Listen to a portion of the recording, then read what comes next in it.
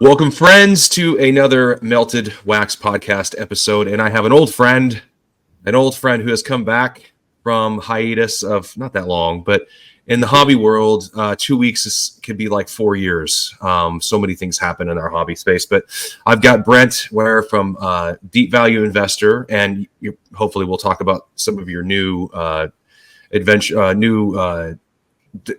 endeavors and things you're doing recently. But thanks for joining and coming back and having another chat with me about the hobby. Thanks, Dennis. Thanks for having me back on, man. It's good to see your face. Yeah, no, absolutely. Likewise. And it is good to see your face. So, hey, we'll just kick it off. Let's just kick it off. Let's just talk about why. What was the impetus behind taking a quick little reprieve from social media? Is there something that? Yeah, go ahead. Let's talk about that for a second. Yeah, I just felt like I needed a little bit of a dopamine cleanse. I needed to get off of social media for a few weeks and just kind of reset and focus on myself a little bit more. And I think that's going to be a theme for me in 2024 is, continuing this as a hobby and continuing to have a lot of genuine interest in sports cards, but also knowing when to take some breaks and knowing when to take the foot off the gas a little bit, because my mind has a way of being, high capacity all the time, always thinking, always strategizing. And if I just focus it on cards, it can all be focused on cards. And so it wasn't just about cards. I took a break off of Twitter too, because I was just finding it, just firing me up all the time. And it was these kind of like dopamine hits. And so taking a few weeks off felt good to kind of refresh and recharge a little bit and look at how I'm going to do things a little bit differently. Very cool. Very cool. I think it's always important to do stuff like that, sort of like a sabbatical, a short amount of time. But I mean, 2 weeks is a long time. I think it's interesting when you think about 2 weeks in general. It doesn't sound like it's that long. It's not that long, really. But when you think about 2 weeks away from social media, we're also just completely attentive and glued to our phones, whether we like it or not. We take little breaks. We try to manage it the best we can. But we were just so sucked into it. 2 weeks is a long time to not be present online. Yeah, it felt like a long time. I'd still listen to podcasts and I'd still check in, but it definitely did feel like a long time. And I think that's a little eye-opening also, that a few weeks off of social media can feel like a long time. And getting back onto it, my first reaction was, kind of interesting to see the kind of world that's created within sports cards, these dynamics, these hierarchies, making cards so cool even, it was interesting to kind of take a step back and then get back on and be like, these are sports cards. So it kind of gave me a little bit of, reality, perspective a little bit, to stop and be like, these are just cards. At the end of the day. Yeah. So pieces of cardboard, some signed, some not, a little bit of gloss to them, refracting technology, some patches that are cut off of a jersey, sometimes just a piece of the jersey where they tuck it in. Who knows, right? And that's what it is. Yeah, That's interesting stuff. All right, well, it's great to have you back. I'm glad you're back, and since you're back, we always want to hear what you have to say. I always enjoy our conversations because you don't hold back, and it's good to hear that. I do have some folks on where we talk about collecting, and a very different cast of characters that I get to have on and I enjoy having on. But when you and I chat, it's always a very popular episode. And I think it's because you speak your mind, you don't hold back, and you say some things that sometimes people go, what did he just say? It's just good. I think it's good. It challenges people's thought process on different markets of cards, types of cards, grading, the whole thing. So in your opinion, we're 2-3 weeks into 2024.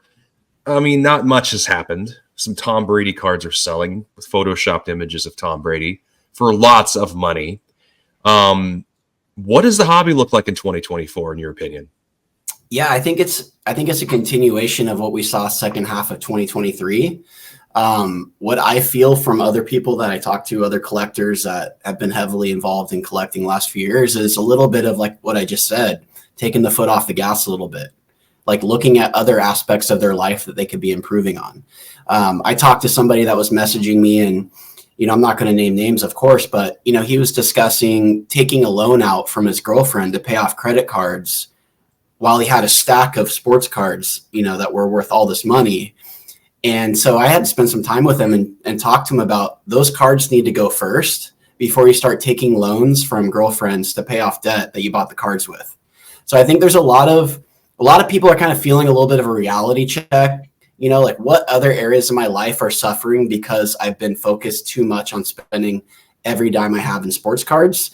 That might be, I haven't been investing my 401k. That might be, I didn't take that trip that I would take a trip because I was spending all my money on sports cards. So I think it's just a transition of, yes, this can be investing, and yes, this can be a hobby, but it doesn't have to be all consuming in all aspects of your life. And I feel like 2024 for me, and I think for a lot of people, we're going to witness a little bit of a transition to this being a hobby. And yes, they can be investments, but it doesn't have to be all consuming. And I think that's what we're seeing. I think there needs to be more buyers of cards that are actually wanting the cards to own than there are buyers of cards that want to buy the cards just to sell.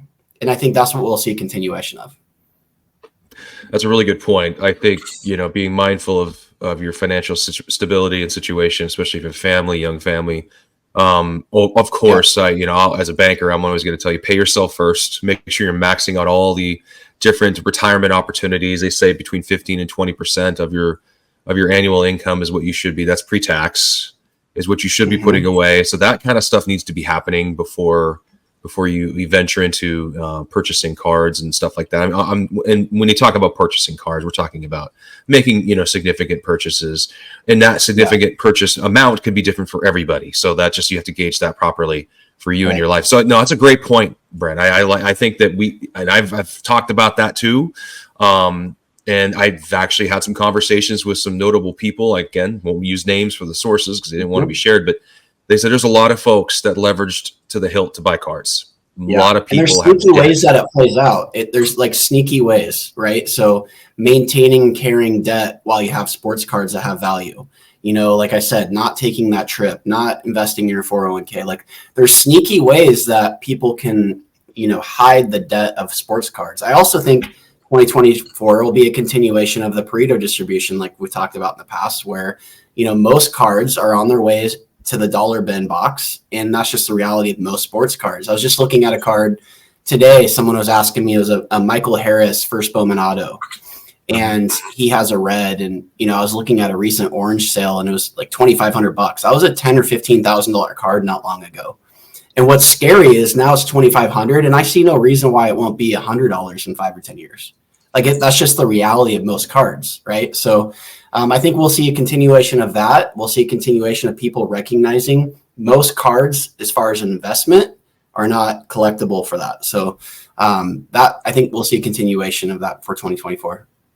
So I was joking with you when I asked about you coming on. I'm like, let's do a Pareto victory lab, because I do feel like the Pareto thought process has aged well into the latter half of 23 and the first half of 24, or the first at least few weeks of 24. We're seeing a lot of cards sell. They're selling for much, much less. There was a sale last night at PWCC premiere of a Ken Griffey Jr. card. I know the junior market. It's a game jersey card with the actual jersey. It's hand numbered to 24, autographs in a funky spot. Could have been placed differently. But either way, there's not very many of them. It's a high grade 9. There's no 9s in PSA. It's a BGS 9. And it sold for about $20K. And at one point, a couple years ago, that was a $66,000 card. So, even the cards that are important, that are sought after in the community, are still settling, and they're still settling down. And there might still be a bottom for some of that. So that's something to always keep in the front of your mind when you're looking at cards like that, even with the Pareto principle in play, right?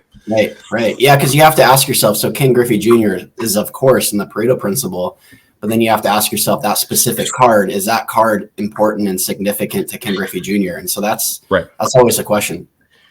And it is. I think when I've been talking to some collectors, and it's funny because some people people that love to keep cards, that want to keep the cards, they want to own them, they want to hold them, the rare ones, the tough ones. They're going, I think I have 3. Yeah, I used to have like 30 or 40 or 50 or whatever the number is. Now I think, when push comes to shove, these are the 3 that matter the most.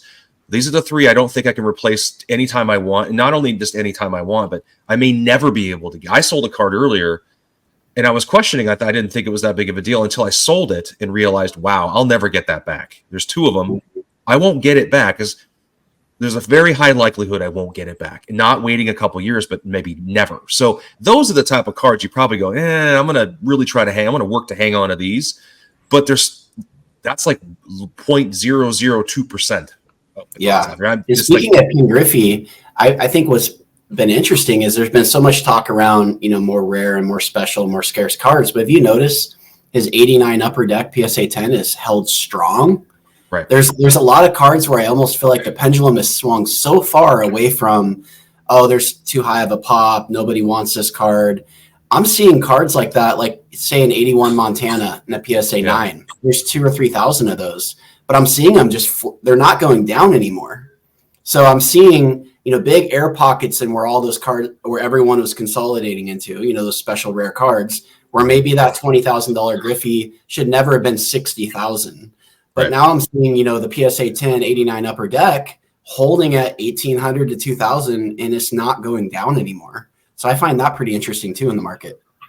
Yeah, I think that's sometimes like the Montana, the Griffey. You think about some of these big iconic cards. Even the pop is high. You can't afford a 9 or 10, like in the Montana case. That's a pretty big card. The 9 is still attainable for a lot of folks. The 10 is actually still attainable for a lot of folks that are spending some of this money they're spending on some of these bigger cards for a Griffey 89 Upper Deck. And you're right, there's so many of them. But it's like when I first got into the hobby, I wanted to own that car. It's the first card I bought. I needed to know, it was a BGS 9, it was whatever, but I wanted to own it because as a kid, that's the card, right? So as you learn, you grow, maybe it's swinging back the other way. Yeah, maybe there's more people making affordable choices. They're not trying to go get that card they don't have the money for and they can't justify it, and it doesn't matter because sometimes you get that card and you flash it, you show everybody, and everybody's like, oh, it's really great, wow, it's amazing.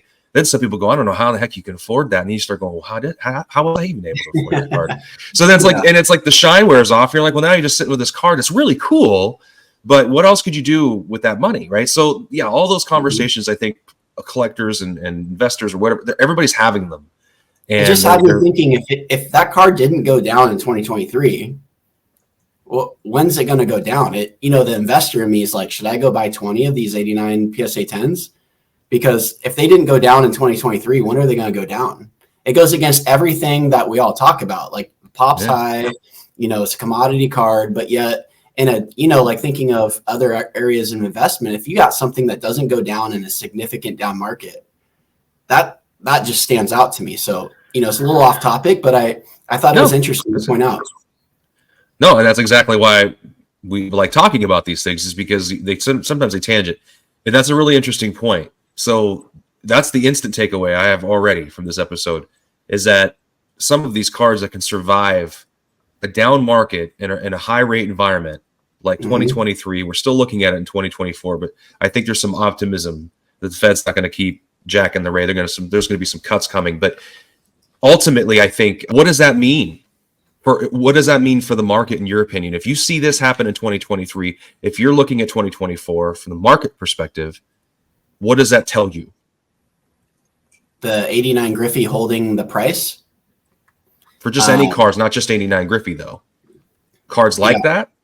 It just has my curiosity piqued for any cards that survived 2023 and held strong. That tells me that, it's like, speaking of Instagram, it's easy to get caught up in this Instagram world of, maybe 500 people that are the loudest. And it reminds me that the collector base in sports cards is way bigger than that. And that most people coming in to collect want an 89 Griffey Upper Deck, right? And so that just tells me that the demand is far outweighing the supply, because in a market where even LeBron was down to 50% last year, that Griffey is, if anything, maybe even up slightly. And I'm seeing it with the 81 Montana PSA 9. I'm seeing it with these cards where I don't own an 81 Montana PSA 9. I don't know why. It's a card I actually love and have nostalgia for. I should own 20 of those. Why do I not own them? And so it just has me thinking about, like, am I allowing myself to get caught up too much in this groupthink mentality on Instagram that I have to have only the most rare and scarce card, when why not buy a card I love? And the investment side of me, the investment mind says, well, if it survived 2023 and didn't go down, obviously it's got a solid collector base. So, those are things to think about for people on a budget that, can look at some of these cards and say, hey, I want a Griffey Upper Deck. Why don't I own one? This segues perfectly into my next question for you. You've been outspoken about the 90s market and questions about, is this really the place to be? Is it safe? You don't like the word safe. So is this a space everybody's kind of running to, right? I mean, I'm one of them. I love those. I love cards and that I love the look of them. The honestly, like a Raise the Roof, Fleur Mystique in 99, or Established or Fleur Brilliance, 24K cards. They're probably one of the most gorgeous cards I've ever seen created. So that's my thought. But so talk to me about your feelings about the 90s insert market. Well, I not just 90s inserts, but 90s parallels is what I mostly focus on. So, PMGs and credentials and star rubies and things like that. I think we can learn a lot from them. So whereas I don't think they're a safe place, and I think there is major air pockets in when I see a Mario Ellie sell for, $5,000 to $10,000, and I can buy a James Harden gold refractor rookie to 50 for that same price. I think that there's a lot of risk there, because it's back to that 500 people on Instagram thing. 500 people on Instagram are moving the market for 90s, right? And so as soon as I got back on Instagram, I was just overwhelmed by, these Instagram accounts just showing me their 90s stuff over and over and over again. And if I'm not careful, I can almost think that that's like the reality of the whole market, right? Like I have to have these cards. So I think there's significant risk in there. I think that, some of these cards of players that, shouldn't have much value or collectability, like a Mario Ellie, like, even a Rasheed Wallace, like you're seeing these kind of guys that I feel like, okay, we've gotten too far. But what I can learn from that is sets can be a Pareto set, right? Mm-hmm. So the player doesn't have to be a Pareto player, but the set can. And what I've learned is, wow, so why would I buy a Mario Ellie or an Eddie Jones when I can get a James Harden, when I can get a Kevin Durant, when I can get a Chris Paul, and these 2000s cards have Pareto sets as rookies. Right. So it's a really interesting space that if you want to get ahead of nostalgia, there will be nostalgia. If there's nostalgia for Mario Ellie, you think there won't be nostalgia for Chris Paul? And I can buy his rookie Topps Chrome Gold to 50 right now for $2,000, a third of Mario Ellie. So I just think that it's there's a lot of groupthink in 90s. I think that guys that were in a lot earlier were very smart, like a Nat Turner, guys like that were in way before all the stuff spiked.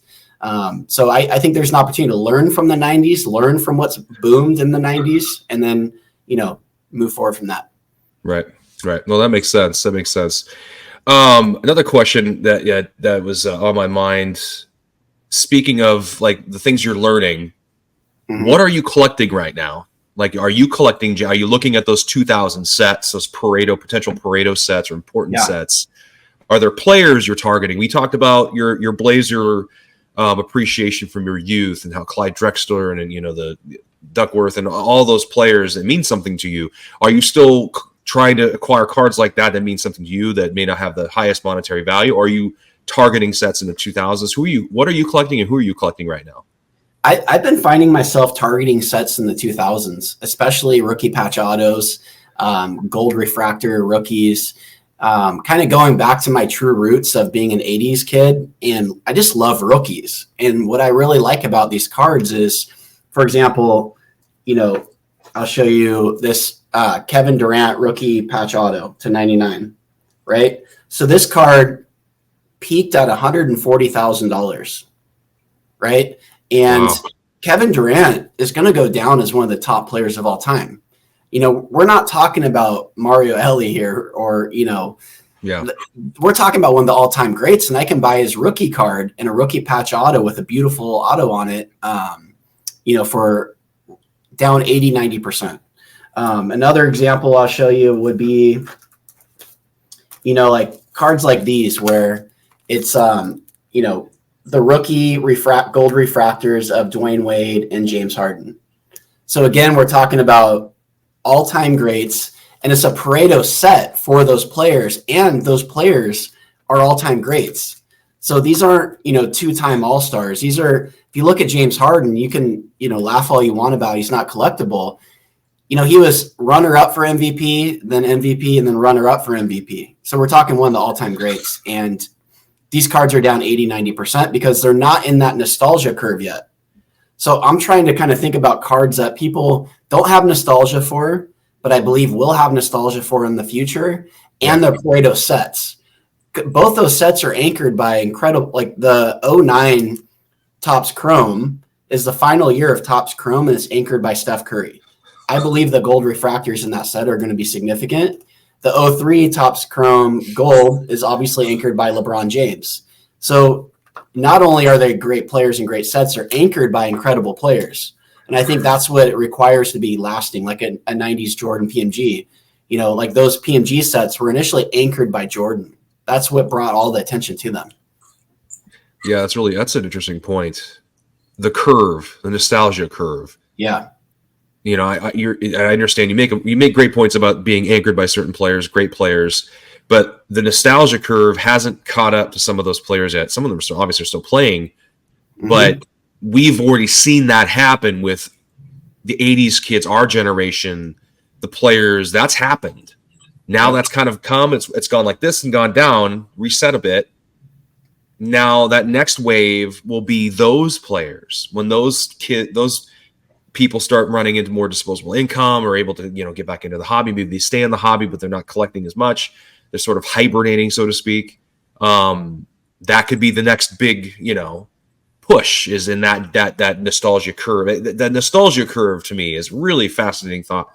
It's something I've never thought about. I mean, you think about it because you know that, okay, there's going to be there'll likely be another boom and then generational things happen. It's just this is how it works, right? Well, if you think about psychology, what's really interesting is we don't recognize greatness when it's right in front of us. That's just how we are as people. My teacher would tell me Jesus could knock on your door and you'd slam it in his face, right? It's like that whole idea of like when it's right in front of you, you will not recognize it. And so you see people in the 90s, buying guys that's like, man, I barely remember them. What were they, like a 2-time All-Star? Or I could buy, guys that were MVP and have championships, now. But what's cool about the 2000s is their rookies have Pareto sets. So I don't have to reach for it. So an example of this would be Shaq and Michael Jordan are not nearly as collectible. Shaq is not nearly as collectible as Jordan is what I mean, right? Yeah, but a green PMG Shaq will sell for as much as a rookie Jordan PSA 10, right? Yeah. So the set actually overtakes the player in that case. Well, we have that now with 2000s where Carmelo Anthony may not be as collectible as Kobe Bryant, but I can buy his rookie patch auto out of 99, right? For pennies compared to Kobe Bryant. Mm-hmm. And so it's just one of those things where, it's a combination of Pareto set, Pareto player, and analyzing and learning from the 90s. I'm just choosing to learn what I'm seeing from the 90s, and I'm not willing to take the risk on buying some of these players that I'm seeing on Instagram daily getting, traded around over and over and over again. That's a good point. I think being careful about when you make a significant spend, you got to be really mindful of what you're spending that money on. I think I couldn't imagine spending significant money on a prospect. I mean, real money. Some of these quarterbacks. You think about some of the baseball, the Bowman prospect. I mean, I love Bowman home prospect. I'm a huge baseball guy. But, who's holding the bag for Wander Franco right now? I mean, those cards are worth nothing. Right. And if you've spent considerable money on him? Yeah. That brings me, when you're talking about first Bowman autos, something that I was very wrong on is Mike Trout, for example. So I wasn't wrong on Mike Trout being the only player that really has an opportunity to be historic in this era. But what I was wrong on is learning about the first Bowman market and learning and just understanding how much those cards get hyped and how much they spike. So now looking back, I thought at one point, if I could get Mike Trout at 2018, 2019 pricing, that was good, right? But now that I've continued to learn about the speculative nature of the first Bowman market, he was coming off of his third MVP at that time. That would be like Acuna winning 2 more and wanting to buy his first Bowman auto, right? Just think about how much speculation and spikiness was in that. So now when I look back at historical pricing, I actually have to also now take in consideration, okay, what was going on in that time frame? How much, was built into the pricing? Was that a good time to buy? And so that's where I was completely wrong. So, now what I've learned now is, Mike Trout in 2018, 2019 an extremely high speculative bubble coming off of 3 MVPs. And so just going back to that pricing doesn't make him cheap. So that was a big miss, but that's something I've learned. Even looking at LeBron, I've been cautious on LeBron lately because I look at his 2019 pricing and I think about, well, how many more titles were built into that pricing then in 2018-19? I'm sure it was probably more than one. I'm sure it was probably more than just that bubble title with the Lakers. So is LeBron at 2018-19 pricing, is that a good deal? I don't know. I have to take into account people were probably still thinking he could catch Jordan at that time. I'm not sure. So it's just an interesting to kind of learn and evolve and, make mistakes and try to learn from them. That's interesting. So do you think LeBron right now, do you think his prices have settled enough or depreciated enough where he's someone that you can look at and go, I don't think I'm overspending on him right now? Yeah, I think he's come down a lot. But my concern is when I talk to other collectors and I get comments like, "Oh, I don't know about the Lakers this year."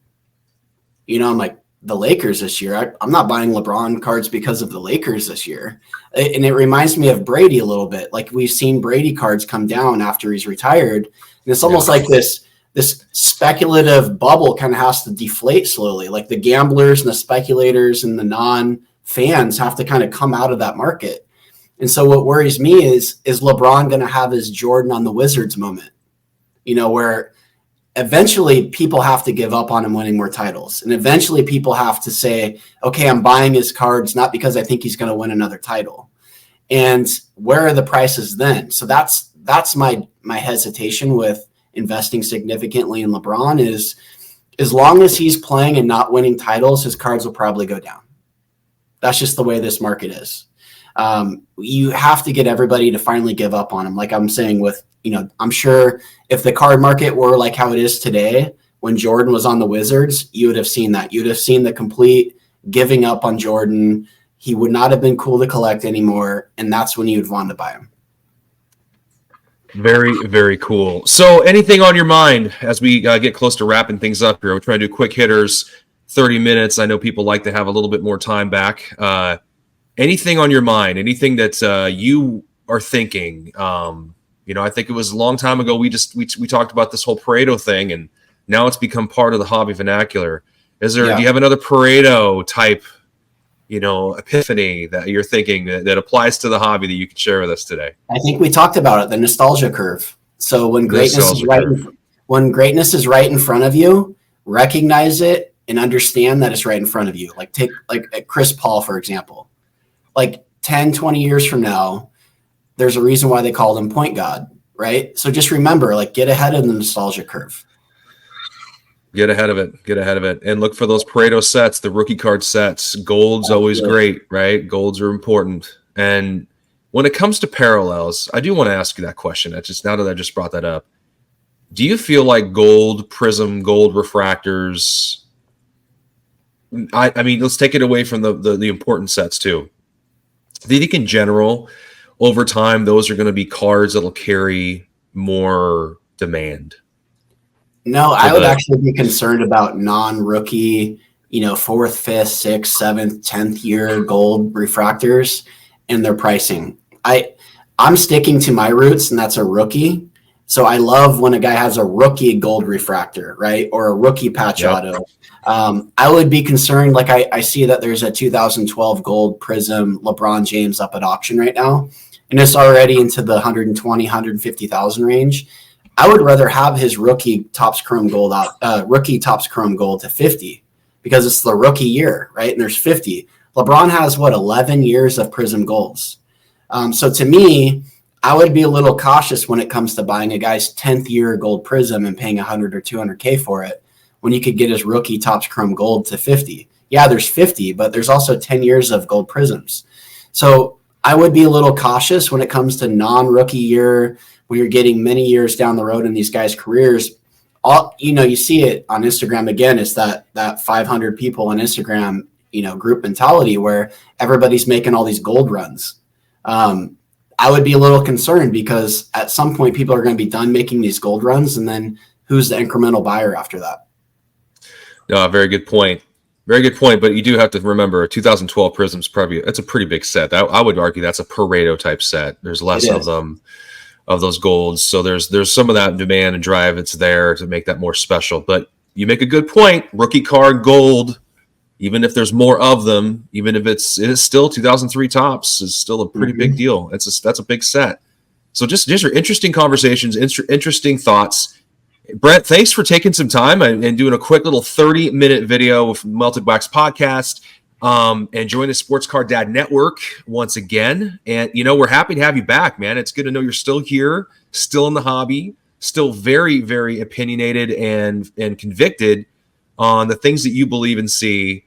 And honestly, some of it has carried some good truth to it. The Pareto stuff has been a really fun conversation, and it's kind of mapping out that way. And maybe we'll see in 2024 this nostalgia curve. Is there an opportunity to pick up some of these great players that are in that 2000s era that have some key significant cards, and they're still playing to this day, but they're in the twilights of their careers, and that generation that grew up watching them are going to want those cards 10 some years from now, when the next boom hits the hobby, and it'll look very different than this boom, right? Because I think our hobby is going to be very mature by then. So I think it'll be a very different kind of boom, so to speak, if you even call it a boom. Do you anticipate something like that happening, or do you feel like it's just going to be an organic, slow up scale sort of walk up to where that nostalgia curve hits again? Or do you think it's just going to be a nice stable, and then all of a sudden, just like we saw a few years back? Yeah, I think that we'll see another cycle. We'll probably see a slow and steady. I think there's a lot less risk in these, and it's not a short-term thing. Buying a Kevin Durant rookie patch auto today, it's not like in 6 months, I think that the prices is going to change significantly. I think it's going to be something that takes time, but I think it will grow over time. Interesting. Good stuff. Well, thanks, Brent, for joining us. If you want to comment below, comment below. Brent will talk to you. He will comment back. He will answer questions. If you disagree, he will happily engage. He has no problem doing that, and he enjoys it. I think it's all fun, and like we always say, and like Brent always says, right? You don't have to agree. That's not necessary. Agreement is not required. Yeah, agreement's not. Yeah.